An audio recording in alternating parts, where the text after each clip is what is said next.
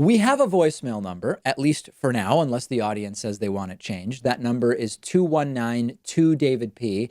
Here is an idea from a conservative who says the entire premise of the show is wrong. The entire focus of my political philosophy is wrong. And this should basically just become a right-wing show. Take a listen to this. Well, I really don't like to use this language, but I can't think of anything else. You're so full of shit.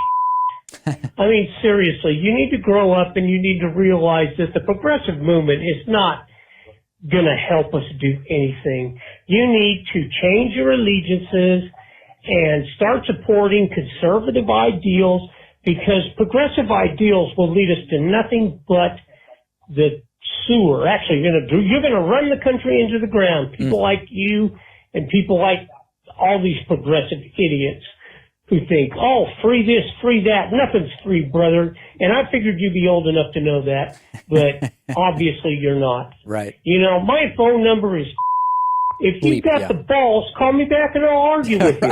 If not, you know what? I think you should go on Hannity's show and tell him face to face what you say to him behind his back. That's the best idea so far. I would love to go on Hannity's show and talk to him face to face. Anytime he wants to have me, I'll be there. There's this funny idea that you sometimes hear from the right that progressive ideas are childish, and once you grow up or mature, you sort of grow out of those progressive ideas. And it's so laughable to me because, number one, it's based on the false premise that people become more conservative as they get older. What the case is that successively younger generations are more to the left for their entire lives. There's not actually evidence that individuals become more conservative as they age that I've seen. Willing to have my mind changed on that.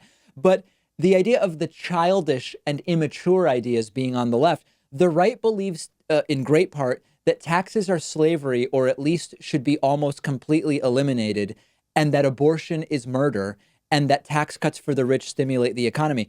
I have a hard time thinking of any more childish and immature ideas than those. So those in glass houses definitely shouldn't be throwing stones. And as far as calling this guy, listen, I'm a little busy producing the show and running an ad agency to call and have off-air conversations with people. But I welcome you. And in fact, I invite you to call in when we take live calls. And I would love to have a conversation with you about the supposedly immature progressive ideas. On the bonus show today, a court has sided with the Trump administration in a lawsuit over hotel profits. That is an important decision, actually.